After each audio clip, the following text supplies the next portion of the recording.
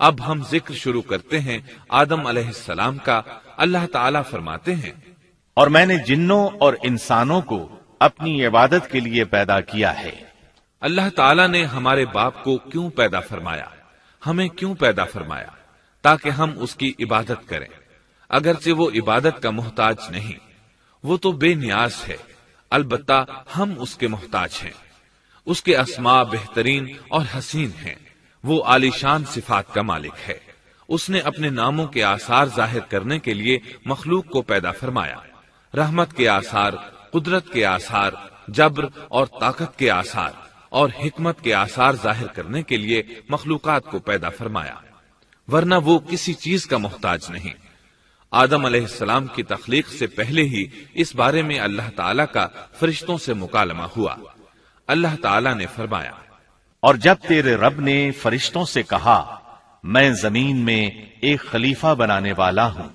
خلیفہ سے مراد ہے نائب، اور یہ کہ اس کی نسل میں سے ہر ایک دوسرے کا خلیفہ ہوگا، جبکہ سیدنا ابو بکر صدیق رضی اللہ عنہ نبی اکرم صلی اللہ علیہ وسلم کے خلیفہ ہوئے۔ سو اللہ نے ایک خلیفہ بنانے کا ارادہ فرمایا جو زمین میں حکومت کرے اور اس کو آباد کرے۔ چنانچہ اللہ تعالیٰ نے فرمایا، اللہ تعالیٰ نے تمہیں زمین سے پیدا کیا اور اسی نے اس زمین میں تمہیں بسایا ہے۔ اللہ تعالیٰ کا ارادہ ہوا کہ زمین کو آباد کروائے، جبکہ جن اس قابل نہیں تھے، کیونکہ ان میں اس قدر عقل و دانش نہیں تھی کہ زمین کو پر رونق اور سرسبز و شاداب رکھ سکیں۔ علماء جنات کے بارے میں کہتے ہیں ان کا سب سے بڑا عقل مند جن انسانوں کے 10 سالہ بچے کے برابر عقل رکھتا ہے، اس لیے زمین کو آباد کرنے کی صلاحیت اللہ تعالیٰ نے انسان کو بخشی۔ اللہ نے انسان کو بہترین ڈھانچے اور حسین ترین شکل و صورت سے نوازا، پھر اپنی روح اس میں پھونکی۔ فرشتوں نے اس سے سوال کیا، ایسی مخلوق کو کیوں پیدا کرتا ہے جو زمین میں فساد کرے اور خون بہائے؟ اور ہم تیری تسبیح، حمد اور پاکیزگی بیان کرتے ہیں۔ اس کے جواب میں اللہ نے فرمایا، جو میں جانتا ہوں تم نہیں جانتے۔ دراصل فرشتوں نے کسی طرح معلوم کر لیا تھا کہ آدم کی اولاد زمین میں فساد کرے گی، خون ریزی کرے گی، لیکن انہوں نے یہ بات اعتراض کے طور پر نہیں کہی تھی، کیونکہ ایسا اعتراض تو گناہ ہے، اور فرشتے پلک جھپکنے کے برابر اللہ کی معصیت اور نافرمانی نہیں کرتے، بلکہ وہ تو نہایت معزز عبادت گزار ہیں، کسی بات میں اللہ پر پیش دستی اور سبقت نہیں کرتے اور اس کے حکم پر عمل کرتے ہیں۔ اللہ کے حکم کی نافرمانی نہیں کرتے، بلکہ جو حکم دیا جائے بجا لاتے ہیں۔ اس لیے فرشتوں کا یہ پوچھنا وضاحت طلبی کے لیے تھا، وہ تو انسان کے پیدا کرنے کی وجہ پوچھ رہے تھے۔ وہ زمین میں جنات کے اعمال اور کرتوت کا مشاہدہ کر چکے تھے، یعنی اللہ تعالیٰ نے انہیں پیدا کر کے اختیار دیا تو وہ فتنہ و فساد اور فسق و فجور میں مبتلا ہو گئے، اور اب ایک اور مخلوق زمین میں بسائی جا رہی تھی، تو اس بات کا امکان تھا کہ یہ مخلوق بھی ان کے نقش قدم پر چلے۔ اس لیے فرشتوں نے تعجب اور حیرت کی بنا پر یہ سوال کیا تھا، اور پوچھنے کا مقصد یہ تھا کہ کیا یہ بھی جنوں کی طرح ہوں گے؟ اس طرح انہیں یہ خدشہ لاحق ہوا کہ شاید ان سے اللہ کی عبادت میں کوتاہی یا کمی واقع ہوئی ہے، جس کی وجہ سے اللہ کو نئی مخلوق پیدا کرنا پڑی۔ اس لیے ان کی بات میں یہ بھی تھا کہ ہم تیری حمد اور ثنا بیان کرتے ہیں۔ بہرحال ان کے سوال کے دو مقصد تھے، کیا یہ جنوں کی طرح فساد کرنے والی قوم ہے؟ کیا ہم سے تیری عبادت میں کوتاہی ہوئی ہے؟ اس پر اللہ تعالیٰ نے فرمایا، جو میں جانتا ہوں وہ تم نہیں جانتے۔ اس موقع پر فرشتوں کے ذہنوں میں ایک اور بات بھی آئی، وہ آپس میں کہنے لگے کہ اللہ تعالیٰ جو بھی مخلوق پیدا کرے گا وہ ہم سے زیادہ معزز اور عالم نہیں ہو سکتی۔ یعنی جب فرشتوں نے باقی مخلوقات کا جائزہ لیا، مثلا آسمان، زمین، پہاڑ، جن، چوپایوں وغیرہ کا، تو انہوں نے سوچا یہ ہم سے زیادہ مرتبے والی نہیں ہے، لہذا یہ مخلوق بھی پیدا ہو رہی ہے تو یہ ہم سے زیادہ مرتبہ نہیں رکھتی۔ یہ ہمارا خاص مقام ہے کہ اللہ کی تسبیح میں مصروف ہیں، کفر سے محفوظ ہیں، ہر حکم بجا لاتے ہیں، اللہ کے تمام احکامات پورے کرتے ہیں، آسمان اور زمین میں اس کا حکم نافذ کرتے ہیں، اور اللہ کے نزدیک ہم سب سے زیادہ شرف والے ہیں۔ لہذا اگر یہ نئی مخلوق انسان بھی پیدا ہو جائے تو کیا ہوا، ہم سے زیادہ معزز اور علم والی تو نہیں ہوگی۔ بہرحال جب اللہ تعالیٰ نے آدم کو پیدا کیا تو زمین کی مٹی لانے کا حکم فرمایا، چنانچہ اللہ تعالیٰ کے پاس مٹی لائی گئی۔ امام ترمذی، ابن حبان اور امام احمد رحمت اللہ علیہ نے ایک حدیث بیان کی ہے جس کے الفاظ کچھ یوں ہیں: اللہ تعالیٰ نے آدم علیہ السلام کو مٹی کی ایک مٹھی سے پیدا فرمایا، اس مٹی کو اللہ تعالیٰ نے پوری زمین سے اٹھوایا تھا۔ یہی وجہ ہے کہ آدم کی اولاد زمین کے لحاظ سے ہی ظہور پذیر ہوئی۔ بعض سرخ رنگ کے ہیں تو بعض سیاہ اور بعض سفید، اور کچھ اس کے درمیان میں ہیں۔ بعض نیک ہیں، بعض خبیث، اور کچھ پاکیزہ قسم کے ہیں۔ انسان کی تخلیق مٹی سے شروع ہوئی، اس مٹی کو پانی سے تر کیا گیا تو یہ تین بن گئی۔ اسی وجہ سے قرآن مجید کی بعض آیات میں تراب کا لفظ آیا ہے۔ تراب خشک مٹی کو کہتے ہیں، اور بعض آیات میں تین کا لفظ آیا ہے۔ تین تر اور بھیگی مٹی کو کہتے ہیں۔ اللہ تعالیٰ فرماتے ہیں خلقہ من تراب، یعنی آدم کو تراب سے پیدا کیا گیا۔ مٹی کی عام حالت کو تراب کہتے ہیں، اور فرمایا جب آپ کے رب نے فرشتوں سے کہا کہ میں مٹی سے بشر کو پیدا کرنے والا ہوں، جب اس مٹی کو پانی سے زیادہ بھگویا گیا تو وہ لیسدار ہونا شروع ہو گئی، اسی لیے اللہ تعالیٰ نے فرمایا ہم نے انسان کو لیسدار اور چپکنے والی مٹی سے پیدا کیا۔ پھر اللہ تعالیٰ نے اپنے مبارک ہاتھوں سے انسان کا ڈھانچہ تیار کیا۔ اللہ نے فرمایا خلقت بیدی، میں نے اپنے دونوں ہاتھوں سے پیدا کیا۔ اللہ تعالیٰ نے انسان کی خلقت فرشتوں کے سپرد نہ کی، بلکہ بذات خود اسے تخلیق کے مراحل سے گزارا اور اپنے ہاتھوں سے اس کی تصویر کشی کی۔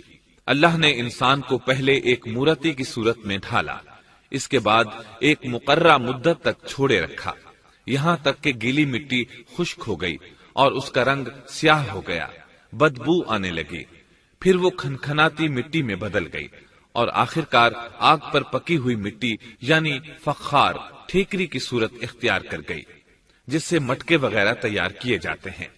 سیاہ مٹی کو ہماون کہتے ہیں، اور بدبودار کو مسنون کہتے ہیں، اور کھنکھنا کر بولنے والی مٹی کو سلسال کہتے ہیں، اور ٹھیکری کی طرح کی مٹی کو الفخار کہتے ہیں۔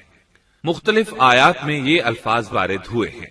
اور یقیناً ہم نے انسان کو کھنکھناتی خشک مٹی سے پیدا کیا جو کہ بدبودار اور سیاہ گارے سے خشک ہوئی تھی۔ اور فرمایا اللہ نے انسان کو کھنکھناتی مٹی سے پیدا کیا جو کہ ٹھیکری کی طرح تھی۔ ان تمام آیات کریمہ میں کوئی تناقض، تعارض اور اختلاف نہیں، اس لیے کہ ان مختلف آیات میں انسان کو اس کی تخلیق کے مختلف مراحل کی یاد دہانی کرائی گئی ہے۔ خلاصہ کلام یہ ہوا کہ تخلیق کے عمل کا پہلا مرحلہ تراب تھا، یعنی عام حالت والی خشک مٹی، پھر تین یعنی بھگوئی ہوئی مٹی، پھر لیسدار مٹی یعنی سلسال، پھر ٹھیکری کی طرح کی مٹی یعنی فخار، اور یہ کام جمعے کی آخری گھڑی میں کیا گیا۔ اور یہ دن اللہ کے لحاظ سے شمار ہونے والے دنوں میں سے ہمارے دنوں کی طرح نہ تھا، ہمارے اور اللہ کے دن مختلف ہیں۔ تخلیق آدم دراصل اللہ کا کرشمہ ہے، انسانوں کو ایک صورت عطا کی گئی۔ اس مرحلے کا تذکرہ بخاری اور مسند احمد کی ایک روایت میں ہے۔ اللہ نے آدم کو پیدا کیا اور ان کا قد 60 ہاتھ یا 60 میٹر لمبا تھا۔ تمام جنتی لوگ اس قد آدم کے ساتھ جنت میں داخل ہوں گے، اور اس وقت سے لے کر آج تک مخلوق کا قد کم ہوتا چلا آ رہا ہے۔ بعد والے لوگ گزشتہ زمانے کے لوگوں سے ہمیشہ چھوٹے قد کے ہوتے چلے آ رہے ہیں۔ بہرحال سب سے پہلے اور سب سے لمبے انسان آدم علیہ السلام تھے۔ امام احمد نے منفرد طور پر ایک روایت بیان کی ہے، اس میں رسول اکرم صلی اللہ علیہ وسلم نے آدم علیہ السلام کی لمبائی 60 ہاتھ یعنی 60 میٹر اور چوڑائی 7 ہاتھ بیان فرمائی ہے۔ سبحان اللہ، سیدنا آدم کس قدر ضخیم اور عظیم مخلوق تھے، صحیح مسلم اور مسند احمد کی روایت میں ہے۔ اللہ نے آدم کو پیدا کیا تو اسے اپنی منشا کے مطابق کچھ عرصہ ڈھانچے کی صورت میں چھوڑے رکھا۔ ابلیس اس کے ارد گرد چکر لگانے لگا۔ اس نے دیکھا کہ وہ پیٹ والا ہے۔ وہ سمجھ گیا کہ یہ مخلوق اپنے آپ پر کنٹرول نہیں کر سکے گی۔ اس حدیث سے معلوم ہوتا ہے کہ انسانوں کی طرح جنات کا پیٹ نہیں ہے، صرف انسان ایسا ہے جس کا اندر والا حصہ کھوکھلا ہے۔ بہرحال اللہ نے انسان کو اس شکل و صورت میں پیدا فرمایا۔ احادیث مبارکہ میں آدم علیہ السلام اور ابلیس ملعون کا قصہ تفصیل سے بھی موجود ہے اور مختصر بھی۔ مثلا تفسیر تبری میں سیدنا عبداللہ بن عباس رضی اللہ عنہما سے روایت ہے، اللہ تعالیٰ نے آدم علیہ السلام کی مٹی کا حکم دیا، مٹی لائی گئی۔ اللہ تعالیٰ نے آدم علیہ السلام کو لیسدار اور بدبودار سیاہ مٹی سے پیدا فرمایا، اور یہ کام اللہ نے اپنے مبارک ہاتھوں سے کیا۔ آدم 40 راتیں مجسمے کی صورت میں پڑے رہے، جسم موجود تھا لیکن روح نہیں تھی۔ ابلیس آتا، اس ڈھانچے کو ٹھوکر لگاتا تو جسم سے ایسی آواز نکلتی جیسے خالی مٹکے پر ہاتھ مارنے سے نکلتی ہے۔ اسی لیے اللہ نے بھی فرمایا ہے کہ وہ کھنکھناتی مٹی سے پیدا کیے گئے۔ آدم علیہ السلام میں روح ڈالنے سے پہلے ایک مرتبہ فرشتوں کا ان کے پاس سے گزر ہوا تو وہ کچھ گھبرا سے گئے۔ ابلیس کو تو بہت زیادہ گھبراہٹ کا سامنا کرنا پڑا۔ وہ گزرتے ہوئے ٹھوکر مارتا اور کہتا، تجھے کسی خاص مقصد کے لیے پیدا کیا گیا ہے۔ یہ کہہ کر وہ آدم کے منہ میں داخل ہو جاتا اور کمر کے راستے باہر آ جاتا اور فرشتوں سے مخاطب ہو کر کہتا، اس سے گھبرانے کی کوئی ضرورت نہیں۔ اگر مجھے اس پر مسلط کر دیا گیا تو میں یقیناً اسے ہلاکت میں ڈال دوں گا، اور اگر اسے مجھ پر مسلط کر دیا گیا تو بلا شبہ میں اس کی نافرمانی کروں گا۔ اندازہ کیجئے وہ تعجب کر رہا ہے کہ انہیں کیوں پیدا کیا گیا ہے۔ اس کی آدم علیہ السلام سے دشمنی کس قدر پرانی ہے، گویا ابتدا ہی سے یہ عداوت پر ڈٹ گیا تھا۔ بہرحال اللہ نے آدم میں روح پھونکی۔ اس مضمون کو قرآن مجید میں جا بجا ذکر کیا گیا ہے۔ اللہ تعالیٰ فرماتے ہیں، جب میں اس کو ٹھیک ٹھاک کر لوں اور اس میں اپنی روح پھونک دوں تو تم سب اس کے سامنے سجدے میں گر پڑنا۔ ایک اور جگہ فرمایا، اللہ تعالیٰ کے نزدیک عیسیٰ علیہ السلام کی مثال ہو بہو آدم علیہ السلام کی مثال ہے۔ اللہ نے انہیں مٹی سے بنا کر کہا، ہو جا، وہ ہو گئے۔ اللہ نے آدم علیہ السلام کو مٹی سے پیدا کیا، اپنے ہاتھوں سے بنایا، پھر اس میں روح پھونکی۔ اس کا مفصل بیان احادیث میں موجود ہے۔ جب ان میں روح پھونکی گئی اور ابتدا میں روح جیسے ہی سر کے اندر داخل ہوئی، آدم علیہ السلام کو چھینک آ گئی۔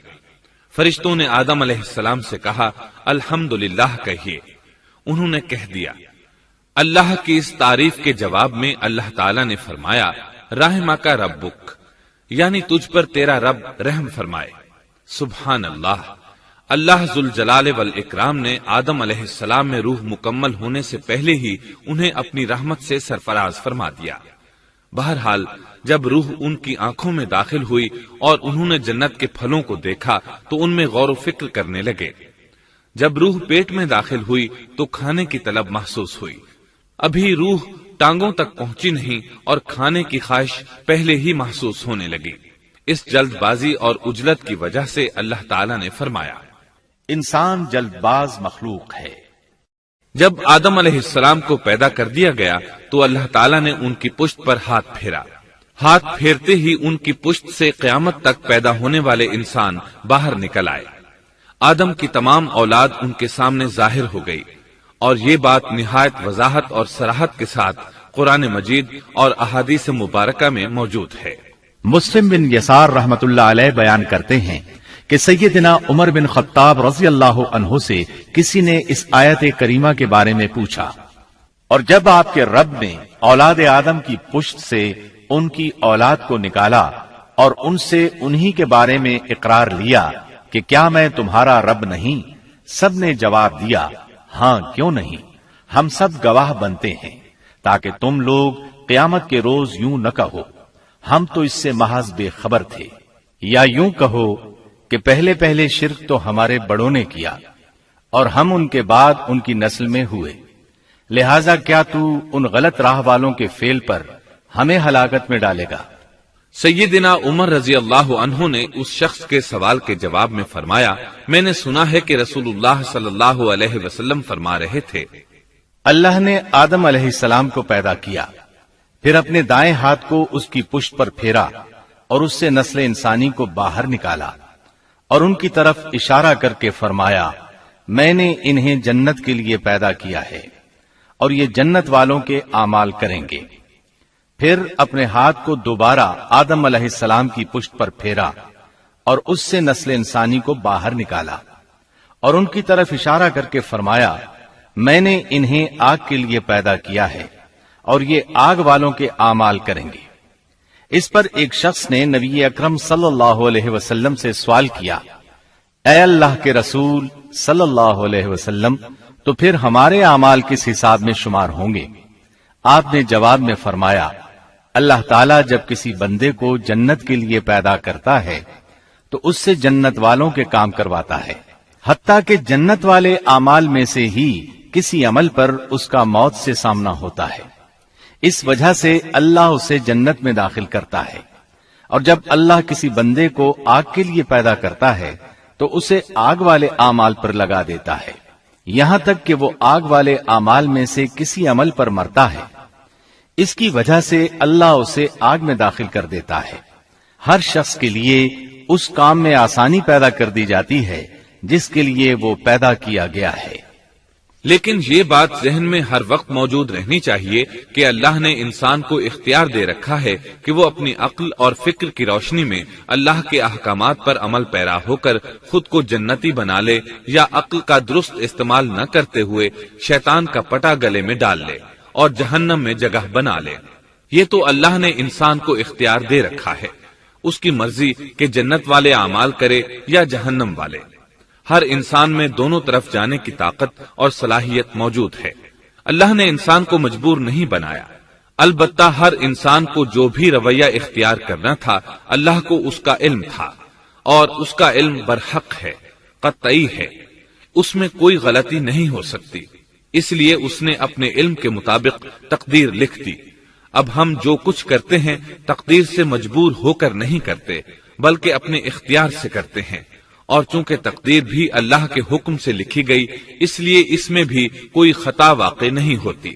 لہذا تقدیر کا یہ مطلب نہیں کہ انسان تقدیر کی بنا پر ہدایت ماننے یا نہ ماننے پر مجبور ہے، ایسی بات قطعاً نہیں۔ اور درست بات یہ ہے کہ تقدیر کا مسئلہ بہت زیادہ پیچیدہ ہے اور مشکل ترین مسائل میں سے ہے، یہاں اس کی تفصیل کا موقع نہیں۔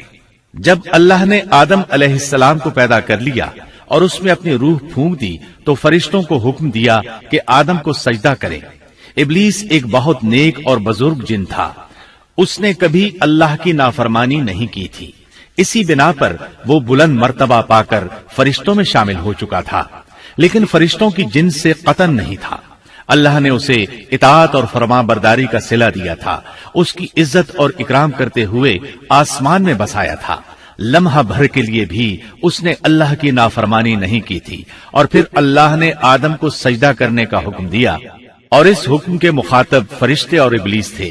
صرف فرشتوں کے لیے یہ حکم نہیں تھا بلکہ ابلیس بھی اس حکم میں شامل تھا، کیونکہ اللہ تعالیٰ فرماتے ہیں، اور یقیناً ہم نے تمہیں پیدا کیا، پھر ہم ہی نے تمہاری صورت بنائی، پھر ہم نے فرشتوں سے کہا کہ آدم کو سجدہ کرو، تو سوائے ابلیس کے سبھی نے سجدہ کیا، وہ سجدہ کرنے والوں میں شامل نہ ہوا۔ اللہ تعالیٰ نے فرمایا، تجھے کس چیز نے سجدے سے روک دیا جبکہ میرا حکم تیرے لیے بھی تھا؟ تو اس سے ثابت ہوا اس حکم میں فرشتوں کے ساتھ ابلیس بھی شامل تھا، کیونکہ قرآن میں از امرتک کے الفاظ ہیں۔ اس کا مطلب ہے کہ میں نے تجھے حکم دیا تھا، اور پھر ابلیس نے جواب میں یہ نہیں کہا کہ تو نے تو مجھے حکم ہی نہیں دیا تھا، بلکہ اس نے سجدہ نہ کرنے کی وجہ یہ بتائی۔ اس نے کہا، میں سجدہ کیوں کروں، میں اس سے بہتر ہوں، اس لیے کہ تو نے مجھے آگ سے پیدا کیا اور اسے مٹی سے۔ تو پھر کہا، اللہ نے حکم دیا، تو اس سے نیچے اتر جا۔ غرض جب ابلیس نے نافرمانی کی، سرکشی اور تکبر کا مظاہرہ کیا تو اس وقت اللہ تعالیٰ اور اس کے درمیان مکالمہ ہوا۔ اللہ نے اس کی سرکشی دیکھ کر اسے سزا دیتے ہوئے فرمایا، اس جنت سے اتر جا، تجھے کوئی حق حاصل نہیں کہ تو اس جنت میں رہ کر تکبر کرے۔ ابلیس نے جواب میں کہا، مجھے قیامت کے دن تک مہلت دے دیجئے، یعنی اتنی لمبی عمر دے دیجئے کہ میں قیامت تک زندہ رہوں، موت نہ آئے۔ اللہ نے فرمایا، تجھے مہلت دے دی گئی، لیکن ایک وقت مقررہ تک۔ اور جب شیطان اس طرف سے مطمئن ہو گیا کہ اسے مہلت مل گئی، تب اس نے کہا، چونکہ تو نے مجھے گمراہ کر دیا ہے، اس وجہ سے میں قسم کھاتا ہوں کہ میں انسانوں کی گمراہی کے لیے تیرے سیدھے راستے پر بیٹھ جاؤں گا، پھر ان کے آگے سے، ان کے پیچھے سے، ان کے دائیں سے، ان کے بائیں سے، ان کے پاس آؤں گا، اور آپ ان میں سے اکثر لوگوں کو شکر گزار نہیں پائیں گے۔ اللہ تعالیٰ نے شیطان کا رد کرتے ہوئے فرمایا، یہاں سے ذلیل و خوار ہو کر نکل جا۔ ان میں سے جو شخص بھی تیرا حکم مانے گا، میں ایسے تمام گمراہوں سے جہنم کو بھر دوں گا۔ جو انسان بھی تیرا پیروکار بنے گا، وہ جہنم کا مستحق اور حقدار ٹھہرے گا۔ قرآن مجید میں دوسرے مقامات پر بھی اس گفتگو کو نئے پیرائے میں دہرایا گیا ہے۔ مثلاً اللہ نے فرمایا، یقیناً ہم نے انسان کو کھنکھناتی مٹی سے پیدا فرمایا ہے، جو کہ سڑے ہوئے گارے کی تھی، اور اس سے پہلے ہم نے جنات کو لو والی آگ سے پیدا کیا۔ اور جب تیرے پروردگار نے فرشتوں سے فرمایا، میں انسان کو سیاہ بدبودار کھنکھناتی مٹی سے پیدا کرنے والا ہوں، جب میں اسے پورا بنا چکوں اور اس میں اپنی روح پھونک دوں تو تم سب اس کے لیے سجدے میں گر پڑنا۔ چنانچہ تمام فرشتوں نے سجدہ کیا سوائے ابلیس کے، اس نے سجدہ کرنے والوں میں شمولیت اختیار کرنے سے صاف انکار کر دیا۔ اللہ تعالیٰ نے فرمایا، اے ابلیس، تجھے کیا ہوا کہ تو سجدہ کرنے والوں میں شامل نہ ہوا؟ وہ بولا، میں ایسے انسان کو سجدہ نہیں کر سکتا جسے تو نے سیاہ بدبودار کھنکھناتی مٹی سے پیدا کیا ہے۔ اللہ تعالیٰ نے فرمایا، اب تو بہشت سے نکل جا، کیونکہ تو مردود ہے اور تجھ پر قیامت کے دن تک میری پھٹکار ہے۔ کہنے لگا، اے میرے رب، مجھے اس دن تک مہلت دے دے جس دن کے لوگ دوبارہ زندہ کیے جائیں گے۔ اللہ نے فرمایا، اچھا، اس مقررہ وقت کے دن تک تجھے مہلت دی گئی۔ کہنے لگا، اے میرے رب، چونکہ تو نے مجھے گمراہ کیا ہے، مجھے بھی قسم ہے کہ میں انسانوں کے لیے زمین میں گناہوں کو خوشنما بناؤں گا اور ان سب کو بہکا دوں گا، سوائے ان کے جو تیرے منتخب اور مخلص بندے ہوں گے، وہ میرے بہکاوے میں نہیں آئیں گے۔ اللہ نے فرمایا، ہاں، یہی مجھ تک پہنچنے کی سیدھی راہ ہے کہ مخلص بن جاؤ، میرے بندوں پر تجھے کوئی غلبہ نہیں ہوگا۔ البتہ جو گمراہ لوگ تیری پیروی کریں گے، یقیناً ان کے وعدے کی جگہ جہنم ہے۔ ایک اور مقام پر اللہ تعالیٰ فرماتے ہیں، جب ہم نے فرشتوں کو حکم دیا کہ آدم کو سجدہ کرو تو ابلیس کے سوا سب نے سجدہ کیا۔ اس نے کہا، کیا میں اسے سجدہ کروں جسے تو نے مٹی سے پیدا کیا ہے؟ اچھا دیکھ لے، اسے تو نے مجھ پر فضیلت دی ہے، اگر مجھے بھی تو نے قیامت تک ڈھیل دی تو میں سوائے چند لوگوں کے اس کی اولاد کو گمراہ کروں گا۔ اس پر اللہ نے فرمایا، جا، ان میں سے جو بھی تیرا فرمانبردار ہو جائے گا تو تم سب کی سزا جہنم ہے، جو پورا پورا بدلہ ہے۔ ان میں سے تو جسے بھی اپنی آواز کے ساتھ بہکا سکتا ہے بہکا لے، اور ان پر اپنے سوار اور پیادے چڑھا لا، یعنی اپنے گھڑ سوار لشکر اور پیدل لشکر کو چڑھا کر لے آ، اور اپنا ہر داؤ، ہر ترکیب اور ہر اسلحہ استعمال کر لے، اور ان کے مالوں اور اولاد میں بھی شرکت کر لے، اور تو انہیں دل بہلانے والے وعدے دے لے، یعنی ان کے برے اعمال بنا سنوار کر انہیں دکھا اور غلط خواہشات دلا، جنت، دوزخ اور دوبارہ زندہ نہ ہونے کے وعدے دے، اور ان سے شیطان کے جتنے بھی وعدے ہوتے ہیں سب کے سب سراسر فریب ہیں۔ یقیناً میرے سچے بندوں پر تیرا کوئی قابو اور غلبہ نہیں ہوگا، تیرا رب کارسازی کرنے والا کافی ہے۔ اسی طرح بہت سی آیات میں پہلی معصیت الہی کا ذکر کیا گیا ہے۔ سب سے پہلا نافرمان ابلیس ملعون تھا۔ وہ خبیث اللہ کے سامنے تکبر اور انات سے بھرپور جواب دیتا رہا۔ اسی وجہ سے اللہ نے اسے کافر کا لقب دیا۔ کافر اسے کہتے ہیں جو نعمت کا انکار کرے۔ اللہ نے اس پر اتنا فضل و کرم اور انعام و احسان کیا کہ بلند ترین مرتبے تک پہنچا دیا، لیکن اس نے اللہ کی اس نعمت کی قدر نہ کی، پرواہ نہ کی اور کفر کا راستہ اختیار کیا۔ اللہ تعالیٰ فرماتے ہیں، جبکہ آپ کے رب نے فرشتوں سے فرمایا کہ میں مٹی سے ایک انسان کو پیدا کرنے والا ہوں، سو جب میں اسے ٹھیک ٹھاک کر لوں اور اس میں اپنی روح پھونک دوں تو تم سب اس کے سامنے سجدے میں گر پڑنا۔ چنانچہ تمام فرشتوں نے سجدہ کیا مگر ابلیس نے نہ کیا اور اس نے تکبر کیا، وہ کافروں میں سے تھا۔ سب سے پہلا گناہ تکبر تھا، اسی لیے علماء کرام فرماتے ہیں تمام گناہوں کی جڑ تکبر اور غرور ہے۔ نبی اکرم صلی اللہ علیہ وسلم نے اپنی امت کو تکبر نہ کرنے کا سختی سے حکم فرمایا، اس کی برائی، وبال اور ہلاکت سے آگاہ فرمایا۔ آپ نے فرمایا، اللہ اس شخص کی طرف رحمت سے دیکھے گا بھی نہیں جس نے تکبر کی بنا پر کپڑا ٹخنوں سے نیچے لٹکایا۔ اس کے علاوہ نبی صلی اللہ علیہ وسلم نے تو مطلقاً فرما دیا، وہ شخص جنت میں داخل ہونے کے قابل نہیں جس کے دل میں ذرہ برابر بھی تکبر ہے۔ جو شخص اپنے کپڑے، اپنے مکان اور اپنے قبیلے پر فخر کرتا ہے اس سے اللہ کی رحمت اٹھ جاتی ہے۔ اسی لیے نبی صلی اللہ علیہ وسلم نے جب اپنے صحابہ کرام کو دیکھا کہ مہاجر صحابی انصار صحابہ کے خلاف اور انصاری صحابی مہاجرین صحابہ کے خلاف آواز لگا رہے ہیں تو آپ نے فرمایا، اس جاہلیت والی پکار کو چھوڑو، یہ بہت بدبودار ہے۔ برادری کی بنیاد پر لڑنا، باہم فخر کرنا برے نتائج کا ذریعہ ہے۔ گناہوں کی بنیاد بھی تکبر ہے۔ اس لیے ہر مومن کو چاہیے کہ اپنے نوکر، خادم، ملازم یا کسی بھی مسکین پر کبھی بھی فخر و غرور کا اظہار نہ کرے، کیونکہ یہی اللہ کی سب سے پہلی نافرمانی وجود میں آئی تھی۔ تکبر کا یہ ذکر ضمناً آ گیا۔ ہم پھر اپنے موضوع کی طرف لوٹتے ہیں۔ اللہ نے آدم علیہ السلام کو پیدا کیا اور انہیں عالم بنا کر ہی تخلیق کیا، یعنی جب وہ پیدا ہوئے تو جاہل نہیں تھے۔ اللہ نے آدم علیہ السلام کو فرشتوں سے بھی بڑا عالم بنا کر پیدا فرمایا۔ بے شمار احادیث میں آدم علیہ السلام کی ابتدا اور ان کے علم کا ذکر موجود ہے۔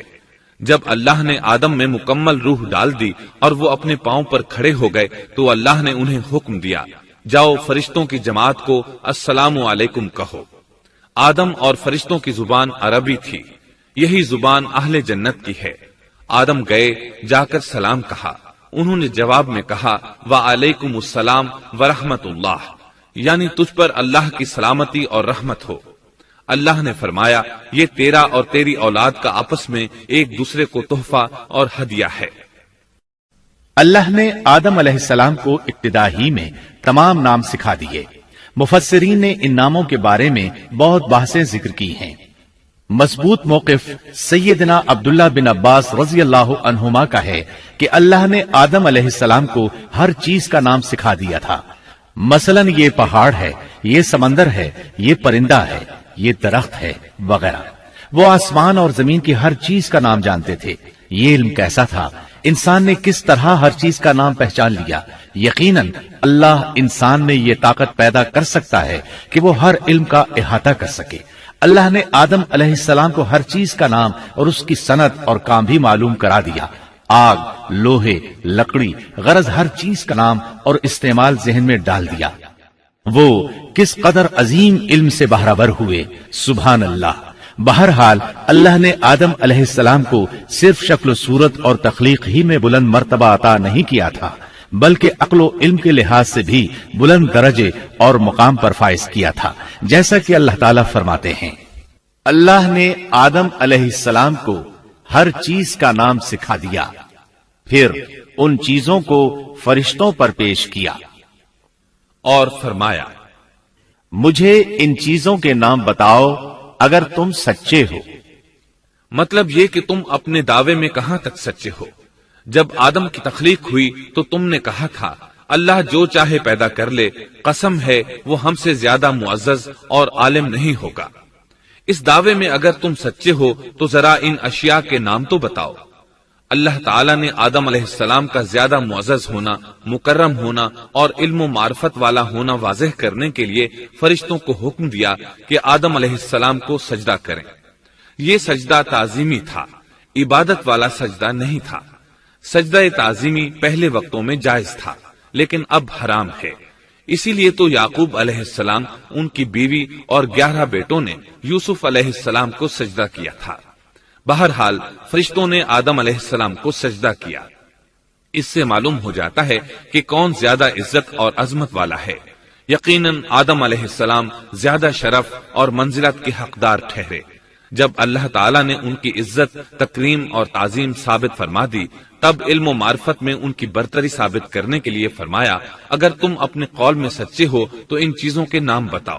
تب فرشتوں نے کہا، فرشتے کہنے لگے، اے اللہ تو پاک ہے، ہمیں تو صرف اتنا ہی علم ہے جتنا تو نے ہمیں سکھا رکھا ہے، مکمل حکمت و علم والا تو ہی ہے۔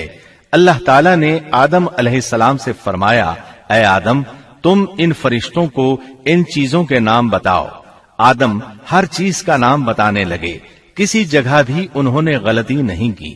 جب انہوں نے فرشتوں کو تمام چیزوں کے نام بتا دیے تو اللہ تعالیٰ نے فرشتوں کو مخاطب کر کے کہا، کیا میں نے تمہیں پہلے ہی نہیں کہہ دیا تھا کہ زمین اور آسمان کا غیب میں ہی جانتا ہوں، اور میرے علم میں ہے جو تم ظاہر کر رہے ہو اور جو چھپا رہے ہو۔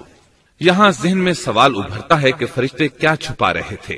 وہ راز والی بات یہی تھی کہ اللہ ہم سے زیادہ معزز اور عالم مخلوق پیدا نہیں کرے گا۔ واضح رہے، ہم آپ کو صرف واقعات ہی نہیں سنا رہے، صرف سیرت اور تاریخ ہی بیان نہیں کر رہے، بلکہ قرآن بھی پڑھ پڑھ کر سنا رہے ہیں۔ اور قرآن کو اس وقت تک سمجھنا محال ہے جب تک کہ ان واقعات کی تفصیل موجود نہ ہو۔ خیر، اس کے بعد اللہ تعالیٰ نے اما حوا کو پیدا فرمایا۔ انہیں آدم علیہ السلام کے فوراً بعد پیدا نہیں فرمایا، بلکہ آدم علیہ السلام نے کافی عرصہ جنت میں تنہا بسر کیا، اور حدیث میں ہے کہ وہ وحشت محسوس کرتے تھے، تنہائی کو شدت سے محسوس کرنے لگے تھے۔ آخر کار ایک روز جب وہ سو رہے تھے تو اللہ تعالیٰ نے ان کی بائیں پسلی سے اما حوا علیہ السلام کو پیدا فرمایا اور آدم علیہ السلام کا ہم سفر بنا دیا۔ اللہ فرماتے ہیں، اے لوگو اپنے اس پروردگار سے ڈر جاؤ جس نے تم سب کو ایک ہی جان سے پیدا کر ڈالا، اور اس جان یعنی آدم علیہ السلام سے ان کی بیوی کو پیدا کیا۔ آدم علیہ السلام کے وجود ہی سے حوا کا وجود بنایا گیا، وہ کوئی الگ مخلوق نہیں تھی۔ جب آدم علیہ السلام بیدار ہوئے تو انہوں نے اپنے قریب ایک عورت کو بیٹھے دیکھا۔ پوچھنے لگے، تم کون ہو؟ حوا علیہ السلام نے کہا، عورت۔ آدم علیہ السلام نے پھر پوچھا، تجھے کس لیے پیدا کیا گیا ہے؟ وہ بولی، آپ کے لیے، تاکہ آپ مجھ سے سکون اور انس حاصل کریں۔ جب فرشتوں نے آدم علیہ السلام کو ایک عورت سے باتیں کرتے دیکھا تو کہنے لگے، اب ایک اور نئی مخلوق پیدا کی گئی ہے۔ آدم علیہ السلام نے ان مخلوقات کا نام تو بتا دیا تھا جو مشہور و معروف تھیں، ان کا نام پوچھنا چاہیے۔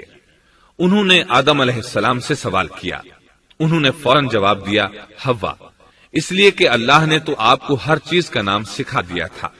فرشتوں نے کہا، ان کا نام حوا کیوں رکھا گیا ہے؟ آدم علیہ السلام نے جواب دیا، اس لیے کہ اسے ایک زندہ چیز سے پیدا کیا گیا ہے، حیات کی نسبت سے حوا نام رکھا گیا۔ مسلم شریف میں ہے، سیدنا ابو ہریرہ رضی اللہ عنہ روایت کرتے ہیں کہ رسول اللہ صلی اللہ علیہ وسلم نے فرمایا، جو شخص اللہ اور آخرت کے دن پر ایمان رکھتا ہے، جب وہ کسی معاملے کے لیے حاضر ہو تو بھلائی والی بات کرے یا خاموش رہے، اور عورتوں کے بارے میں بھلائی کی وصیت حاصل کر لو، یعنی ان کے ساتھ اچھا سلوک کرو، کیونکہ عورت پسلی سے پیدا کی گئی ہے، اور پسلی میں زیادہ ٹیڑھا حصہ اوپر والا حصہ ہوتا ہے۔ اگر تم اس کو سیدھا کرنا چاہو گے تو توڑ ڈالو گے، اور اگر اس کو چھوڑ دو گے تو وہ اسی طرح ہمیشہ ٹیڑھی رہے گی۔ عورتوں کے بارے میں بھلائی کی وصیت حاصل کر لو۔ مطلب یہ کہ اسی حالت میں گزر بسر کرو، عورتوں کے بارے میں بھلائی کی وصیت حاصل کر لو۔ اس حدیث کا مطلب یہ ہے کہ عورتوں پر جبر کر کے زبردستی ان کی طبیعت کو بدلا نہیں جا سکتا، اور عورت ذات کو نہایت نرمی اور پیار سے رکھو۔ ان کی طبیعتوں میں ٹیڑھا پن ہے، وہ کبھی جذبات سے مغلوب ہو جاتی ہے اور عقل کھو بیٹھتی ہے۔ اگر کوئی اسے سیدھا کرنا چاہے تو اس سے لا تعلقی، دوری اور طلاق کی نوبت آ جائے گی۔ اگر اسے چھوڑ دو گے تو ٹیڑھا پن برقرار رہے گا۔ مرد کو بہت حوصلے سے اس صورتحال کو سنبھالنا چاہیے۔ احادیث میں سیدنا ابراہیم علیہ السلام کی زوجہ سیدہ سارہ علیہ السلام کا قصہ موجود ہے۔ وہ حوا علیہ السلام کے بعد کائنات کی سب سے زیادہ خوبصورت عورت تھی۔ احادیث سے یہ اشارہ ملتا ہے کہ حوا علیہ السلام ابتدائے انسانیت سے لے کر قیامت تک پیدا ہونے والی تمام عورتوں میں خوبصورت تھیں۔ اب ابلیس لگا اپنے وسوسے شروع کرنے۔ آدم اور حوا علیہ السلام دونوں اللہ کے حکم سے جنت میں تھے کہ شیطان نے انہیں پھسلانے کی کوشش شروع کر دی۔ اللہ تعالیٰ فرماتے ہیں، اور ہم نے کہہ دیا اے آدم تم اور تمہاری بیوی جنت میں رہو اور جہاں سے چاہو با فراغت کھاؤ۔ جنت بھی کیسی؟ اللہ فرماتے ہیں، وہ جنت کہ جس کی چوڑائی ہی آسمانوں اور زمین کے برابر ہے۔ سو اس جنت میں سے جو چاہو سو کھاؤ، کچھ بھی منع نہیں سوائے ایک درخت کے، چنانچہ ارشاد ہوا، اور ہم نے کہا اے آدم تم اور تمہاری بیوی جنت میں رہو، پھر جس جگہ سے چاہو با فراغت کھاؤ اور اس درخت کے پاس مت جاؤ ورنہ ظالموں میں سے ہو جاؤ گے۔ ایک اور جگہ فرمایا، اور جب ہم نے فرشتوں سے کہا کہ آدم کو سجدہ کرو تو ابلیس کے سوا سب نے سجدہ کیا۔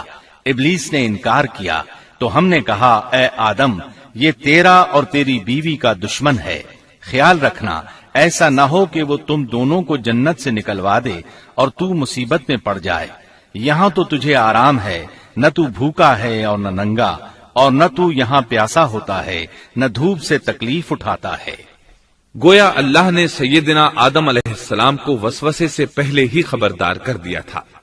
ان آیات سے یہ بھی پتا چلا کہ انسان سے ابلیس کی عداوت اور دشمنی ابتدا ہی سے چلی آ رہی ہے، اور یہ بھی ثابت ہوا کہ جو لوگ کہتے ہیں کہ انسان ابتدا میں ننگا تھا ان کا قول صحیح نہیں، اس لیے کہ اللہ تعالیٰ نے جنت میں بھی آدم علیہ السلام پر لباس رکھا اور زمین میں بھی لباس نازل کر دیا، جیسا کہ اللہ تعالیٰ فرماتے ہیں، اے آدم کی اولاد ہم نے تم پر لباس کو نازل کیا جو تمہاری شرمگاہوں کو چھپاتا ہے اور زینت کا سبب بھی ہے، اور تقوی کا لباس اس سے بھی بہتر ہے۔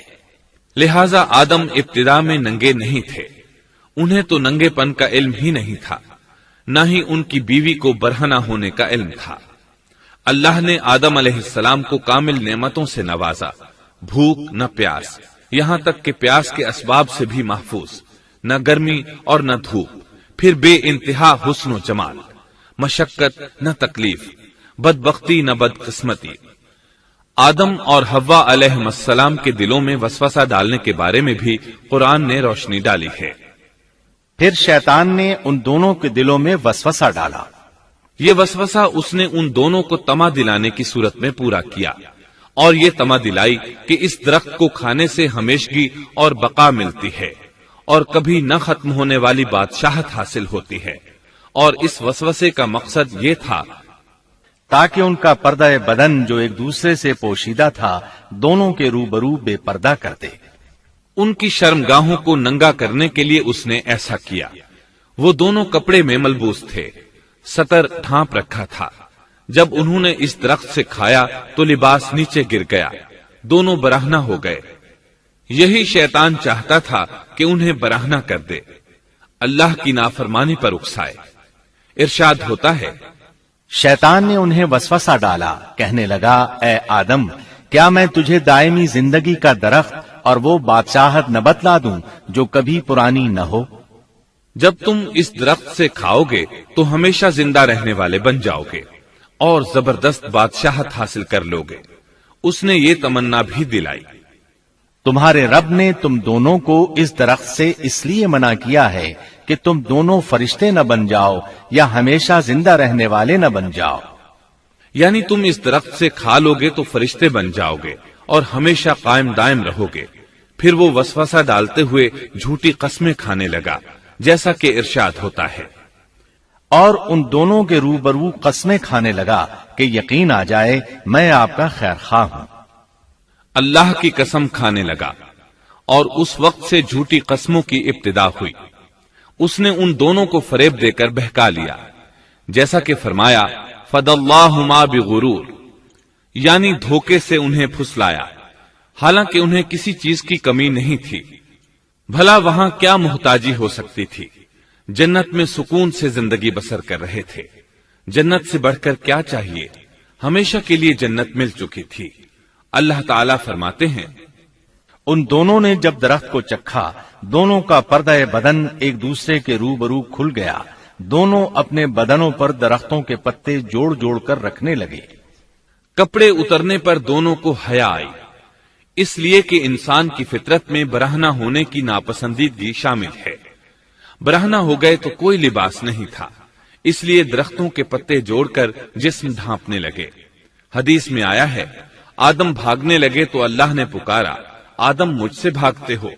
آدم بولے، اللہ میں شرم کی بنا پر بھاگ رہا ہوں، اور اس وجہ سے کہ تیرے سامنے برہنہ کیسے رہوں، پھر یہ کہ نافرمانی کا ارتکاب بھی کر چکا ہوں۔ یہاں ایک سوال پیدا ہوتا ہے، دونوں میں سے پہلے کھانے والا کون تھا؟ اس بارے میں راجح قول یہ ہے کہ وہ حوا علیہ السلام تھی۔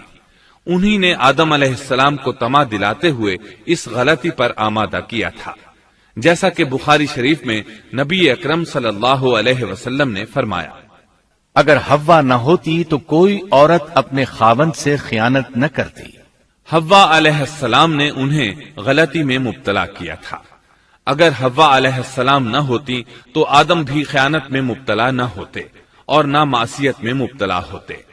تب اللہ نے انہیں پکارا، کیا میں نے تم دونوں کو اس درخت سے نہیں روکا تھا، اور کیا یہ نہیں کہا تھا کہ شیطان تمہارا کھلا دشمن ہے؟ اب توجہ طلب بات یہ ہے کہ اس موقع پر دونوں نے کیا طرز عمل اختیار کیا۔ کیا وہ دونوں اپنی معصیت پر بضد رہے اور تکبر کرنے لگے، جیسا کہ ابلیس نے سجدہ کرنے سے انکار کیا تھا اور پھر لگا تھا اپنی معصیت پر اصرار کرنے، یا ان دونوں نے توبہ کر لی؟ جی ہاں، دونوں نے توبہ کر لی، جیسا کہ قرآن مجید میں آتا ہے، دونوں نے کہا، اے ہمارے رب، ہم نے اپنا بڑا نقصان کیا، اور اگر تو ہماری مغفرت نہ کرے گا اور ہم پر رحم نہ کرے گا تو واقعی ہم خسارہ پانے والوں میں سے ہو جائیں گے۔ اس قصے میں ایک سوال یہ ذہن میں پیدا ہوتا ہے کہ جب سیدنا آدم علیہ السلام کو ابلیس نے سجدہ نہ کیا تو اللہ تعالیٰ نے اسے مردود بنا کر جنت سے نکال دیا، پھر وہ سیدنا آدم علیہ السلام کو اس درخت کے قریب کس طرح لے گیا جبکہ وہ جنت سے باہر ہو چکا تھا؟ قرآن کریم میں اس بارے میں یہ الفاظ آئے ہیں، پھر شیطان نے ان کے دلوں میں وسوسہ ڈالا۔ یہ وسوسہ اس نے کیسے ڈالا جبکہ وہ جنت سے نکالا جا چکا تھا؟ مفسرین نے اس کے جواب میں لکھا ہے کہ اس نے جنت سے باہر رہ کر یہ وسوسہ ڈالا تھا۔ جیسے آج کل تار اور بغیر تار کے آواز کو دور دراز علاقوں تک پہنچایا جا سکتا ہے، ایسے ہی شیطان نے اپنی طاقت سے یہ وسوسہ ان کے دلوں تک پہنچایا۔ لگے ہاتھوں ابلیس کی حقیقت بھی سن لیں۔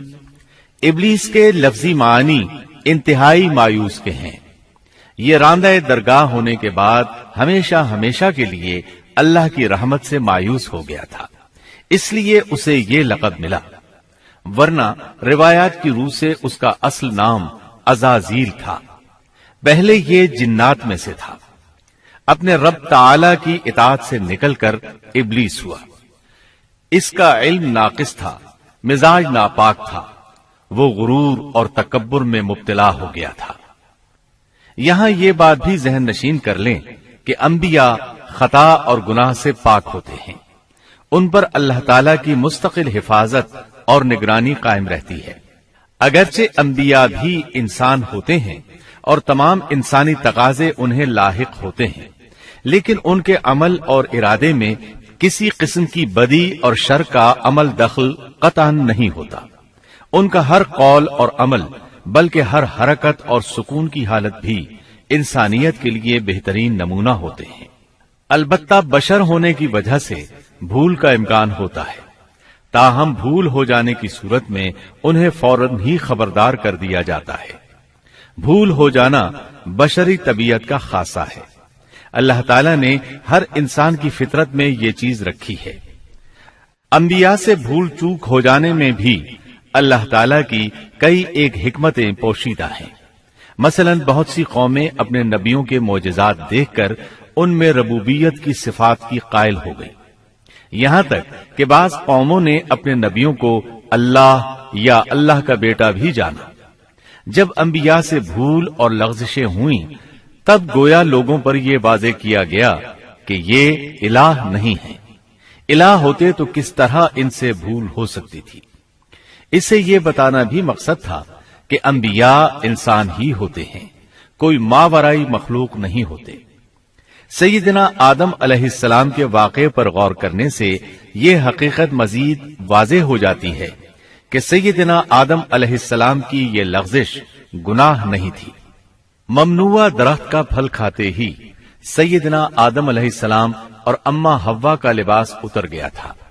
اللہ کا حکم ہوا، قال اهبطوا، جنت سے اتر جاؤ، تم آپس میں ایک دوسرے کے دشمن ہوگے اور تمہارے واسطے زمین میں رہنے کی جگہ ہے اور ایک وقت تک نفع حاصل کرنا ہے۔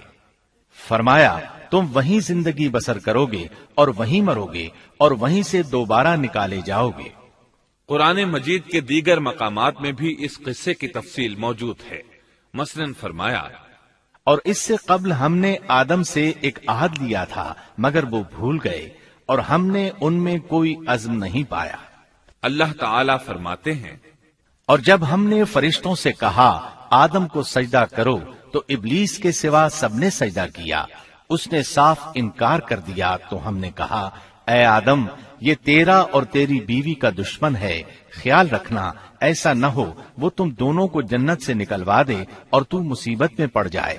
یہاں تو تجھے یہ آرام ہے کہ نہ تو بھوکا ہوتا ہے اور نہ ننگا، اور نہ تو یہاں پیاسا ہوتا ہے اور نہ دھوپ سے تکلیف اٹھاتا ہے۔ لیکن شیطان نے اسے وسوسے میں ڈال دیا، کہنے لگا میں آپ کو دائمی زندگی کے درخت اور وہ بادشاہت بتلاؤں جو کبھی پرانی نہ ہو۔ چنانچہ ان دونوں نے اس درخت سے کھایا، پس ان کے ستر کھل گئے اور وہ بہشت کے پتے اپنے اوپر چپکانے لگے۔ آدم نے اپنے رب کی نافرمانی کی، پس بہک گیا۔ پھر اس کے رب نے نوازا، اس کی طرف توجہ فرمائی اور اس کی رہنمائی کی۔ حکم ہوا تم دونوں یہاں سے اتر جاؤ، تم آپس میں ایک دوسرے کے دشمن ہو۔ اب تمہارے پاس جب کبھی میری طرف سے ہدایت پہنچے تو جو میری ہدایت کی پیروی کرے نہ تو وہ بہکے گا نہ تکلیف میں پڑے گا، ہاں جو میری یاد سے روگردانی کرے گا اس کی زندگی تنگی میں رہے گی اور بروز قیامت ہم اسے اندھا کر کے اٹھائیں گے۔ آدم علیہ السلام زمین پر اترے اور اپنے رب سے توبہ کے کلمات سیکھ لیے۔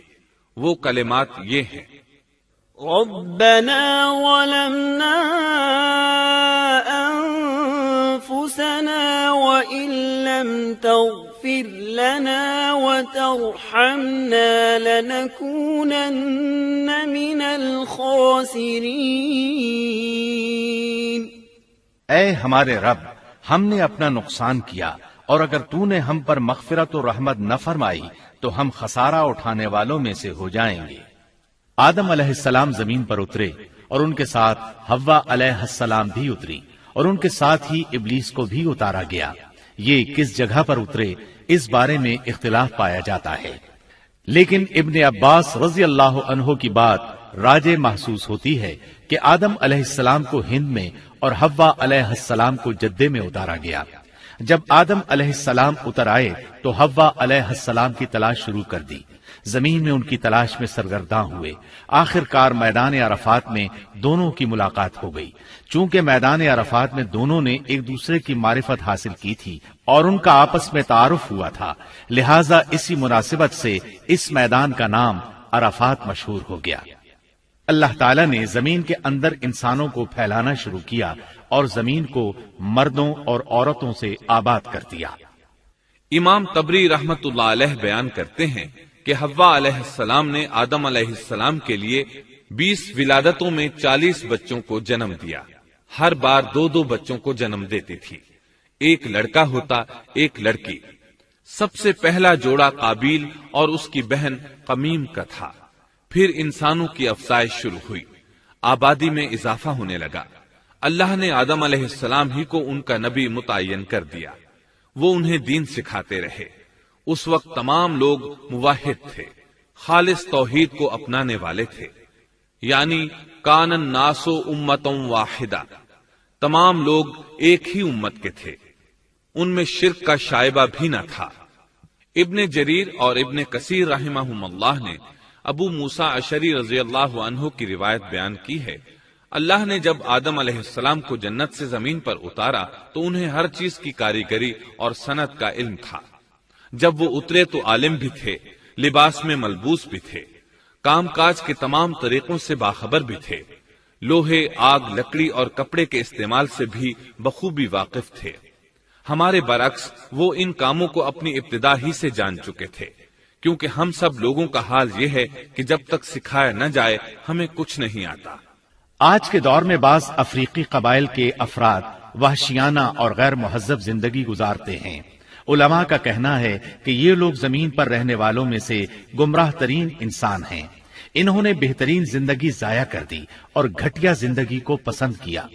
تہذیب و تمدن کا آغاز چونکہ ابتدائے آفرینش سے ہے، اس لیے ہر انسان کی فطرت میں تہذیب کی سوجھ بوجھ موجود ہے۔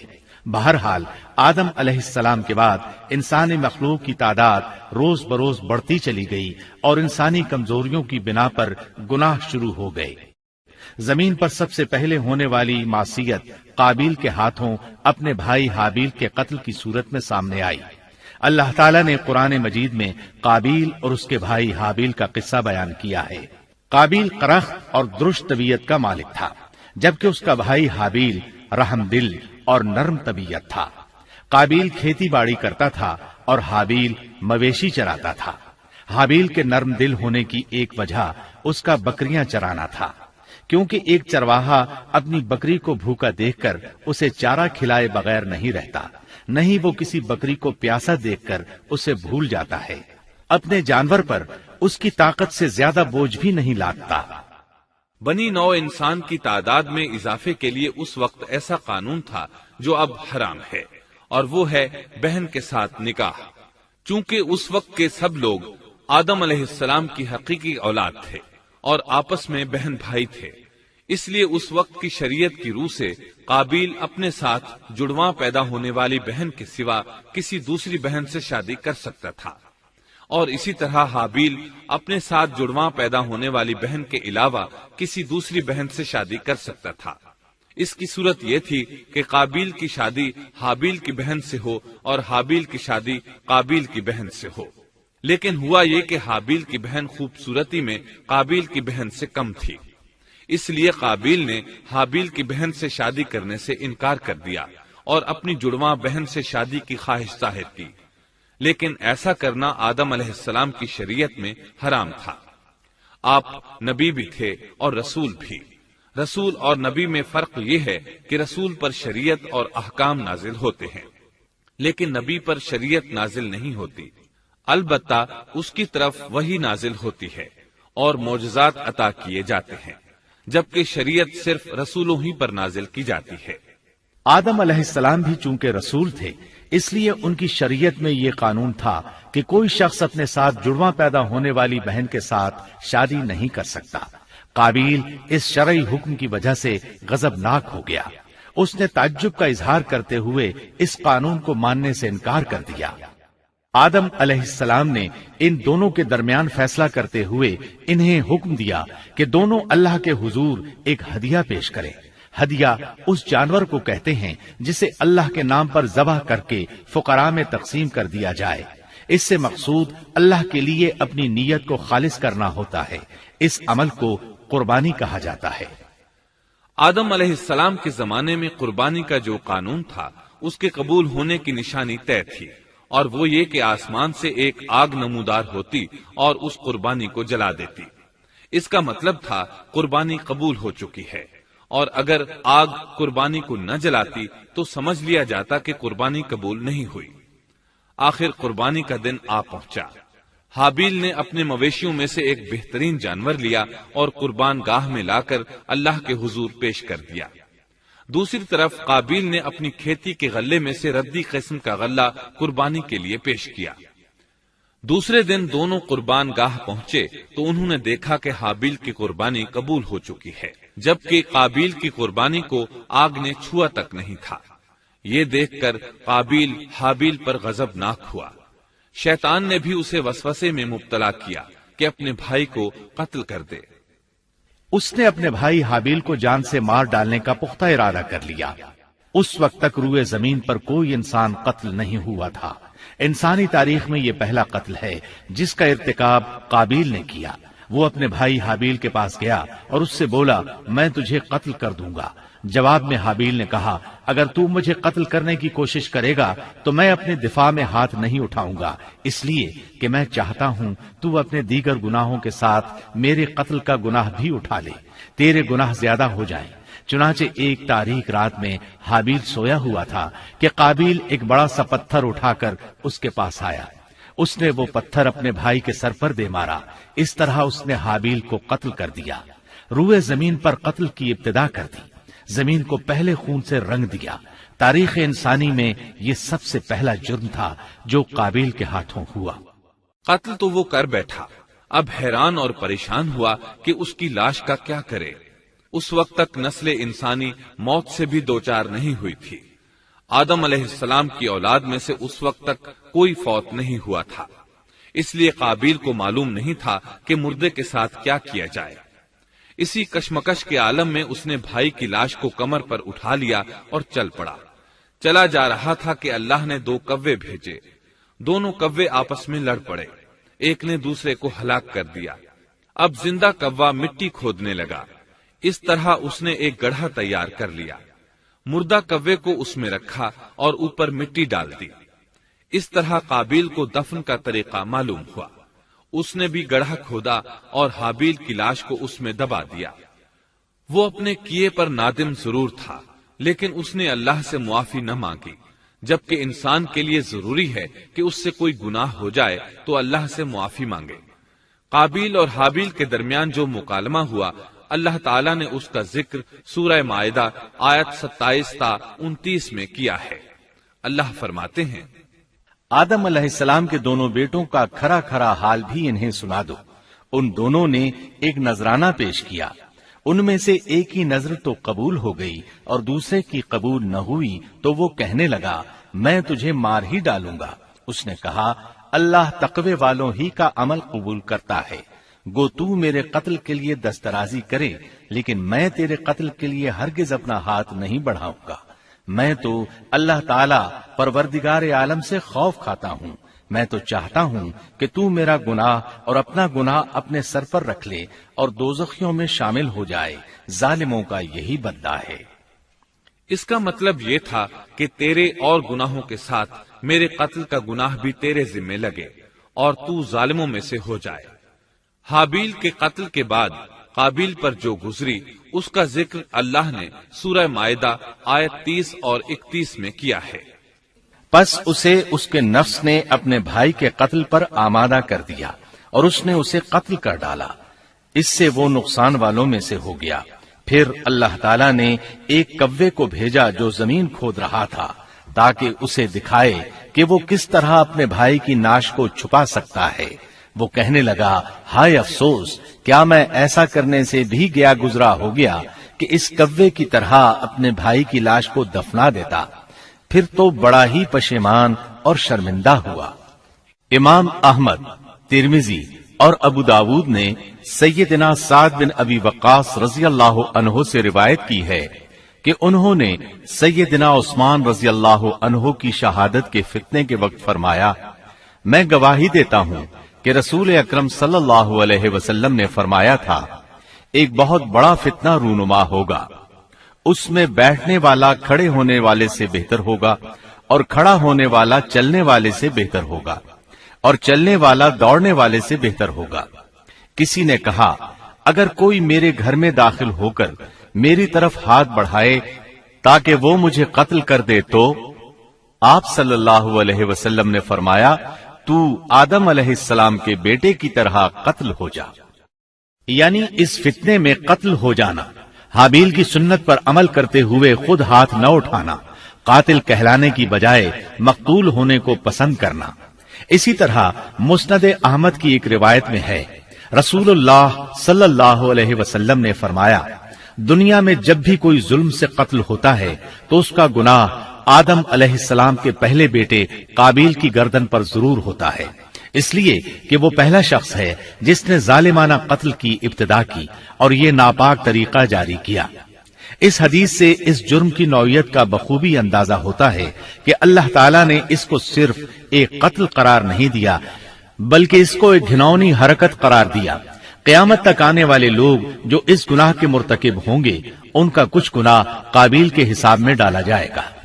حابیل کو قتل کرنے کے بعد قابیل نے اپنی بیوی کو ساتھ لیا اور دور دراز نرم زمین کے پاس جا کر رہائش پذیر ہو گیا اور آدم علیہ السلام کے سامنے تک نہ ہوا۔ آدم علیہ السلام پہاڑوں کے قریب ایک بستی میں رہ رہے تھے، یہ ان سے بہت دور جا بسا تھا۔ اس طرح قابیل کا آدم علیہ السلام سے رابطہ بالکل ختم ہو گیا اور اس سے ایک نئی نسل کی ابتدا ہوئی۔ فحاشی اور اریانی کو ان کے ہاں عروج حاصل تھا۔ عبادت یہ لوگ اگرچہ اللہ ہی کی کرتے تھے لیکن آدم علیہ السلام کی شریعت کے خلاف بے حیائی کے دل دادا تھے۔ تقوی کی قلت، احکام الہی کی نافرمانی اور فحاشی کا فروغ ان کے شب و روز کا معمول تھا۔ اس کے بعد لوگ دو گروہوں میں تقسیم ہو گئے، شریر اور برے لوگ قابیل کے ساتھ مل گئے اور آدم علیہ السلام کے دیگر بیٹے اور نیک لوگ آدم علیہ السلام کے ساتھ مل گئے۔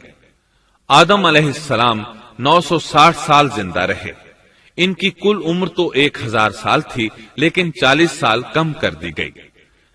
سیدنا ابو ہریرہ رضی اللہ عنہ بیان کرتے ہیں کہ رسول اللہ صلی اللہ علیہ وسلم نے فرمایا، جب اللہ نے آدم علیہ السلام کو پیدا فرمایا تو ان کی پیٹھ پر ہاتھ پھیرا، اس طرح قیامت تک جتنے انسان پیدا ہونے والے تھے ان کی روحیں وجود میں آ گئیں۔ پھر ہر انسان کی آنکھوں کے درمیان ایک نور رکھ کر آدم علیہ السلام کے سامنے پیش کیا۔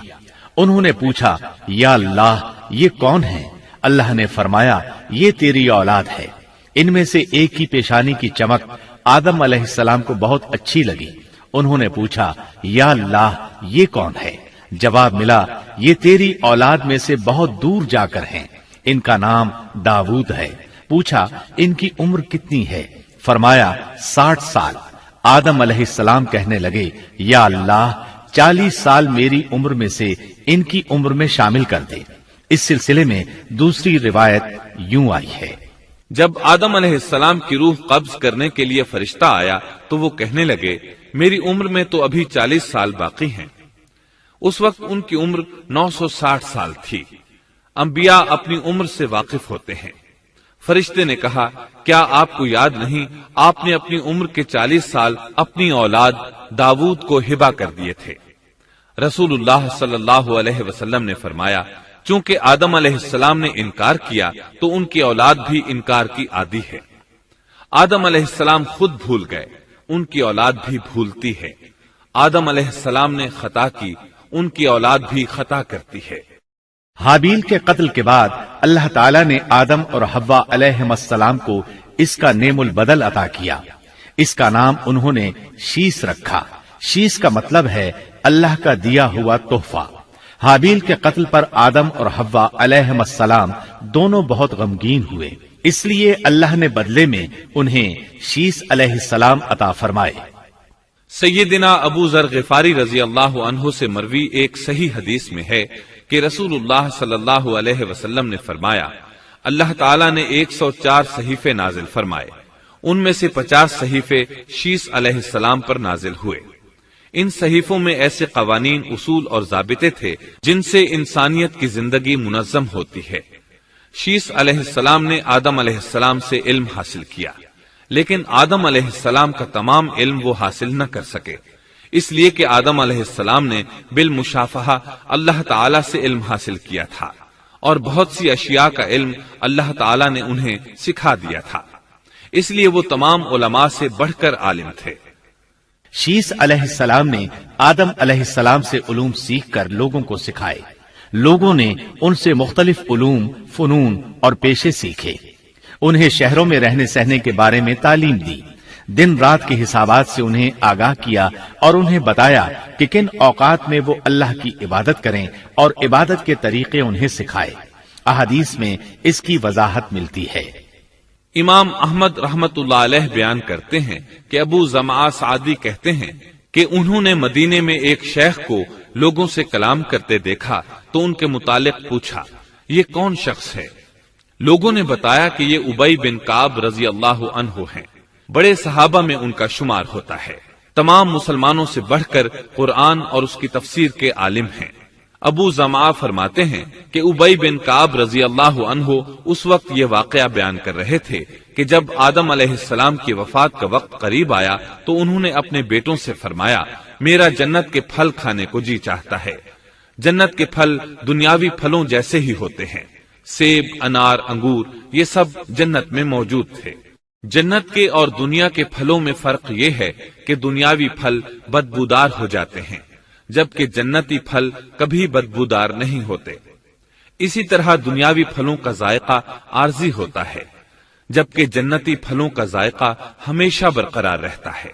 इसलिए आदम अलैहिस्सलाम ने चाहा कि वो जन्नत के फल खाएं। चुनाचे उनके बेटे तलाश में निकल गए। उन्होंने अपने साथ कुल्हाड़े, कुदालें और टोकरियां ले ली। रास्ते में उन्हें फरिश्ते मिले। उनके पास आदम अलैहिस्सलाम का कफन और खुशबू वगैरह थी। उन्होंने पूछा, आदम के बेटो, किस चीज की तलाश में हो? कहां जा रहे हो? उन्होंने जवाब में कहा, हमारे वालिद मरीज हैं, उन्हें जन्नत के फलों की ख्वाहिश है। फरिश्ते उनके सामने इंसानी शक्ल में आए थे। उनकी बात सुनकर बोले, वापस जाओ, तुम्हारे वालिद फौत होने के करीब हैं। अब उनमें इतनी ताकत नहीं रही कि फल खा सकें। जब फरिश्ते आदम अलैहिस्सलाम की रूह कब्ज करने के लिए आए तो हव्वा अलैहिस्सलाम ने उन्हें पहचान लिया। वो बुलंद आवाज से आदम अलैहिस्सलाम को पुकारने लगी। उनके साथ चिमड़ गईं। आदम अलैहिस्सलाम बोले, मुझसे अलग हो जाओ, पहले भी मुझे तुम्हारी वजह से मुसीबत पहुंची थी। मेरे और मेरे रब के फरिश्तों के दरमियान से हट जाओ। फिर फरिश्तों ने आदम अलैहिस्सलाम की रूह कब्ज की, उन्हें गुस्ल दिया, कफन पहनाया, खुशबू लगाई, आपकी कब्र खोदी। फिर उन्होंने आदम अलैहिस्सलाम की नमाज़े जनाजा अदा की। उसके बाद उन्हें कब्र में उतारा, फिर ऊपर मिट्टी डाल दी और बोले, आदम के बेटो, तुम्हारे लिए यही तरीका है। उस वक्त तक लोग कफन दफन के अहकामात से वाकिफ नहीं थे। उन्हें इल्म न था कि काबिल ने अपने भाई को कैसे दफन किया था। इसलिए फरिश्तों को भेजा गया ताकि तदफीन का तरीका बता दें। तो इस तरह इंसान को दफन करने का तरीका मालूम हुआ जो फरिश्ते लेकर आए थे। आदम अलैहिस्सलाम ने अपनी 960 साल की मुकम्मल जिंदगी में सिवाय उस दरख्त का फल खाने के और कोई खता नहीं की। आपकी वफात के 1 साल बाद हव्वा अलैहिस्सलाम भी वफात पा गईं। ये था हमारे बाप सैयदिना आदम अलैहिस्सलाम का उसवा और सीरत तैयबा का हाल।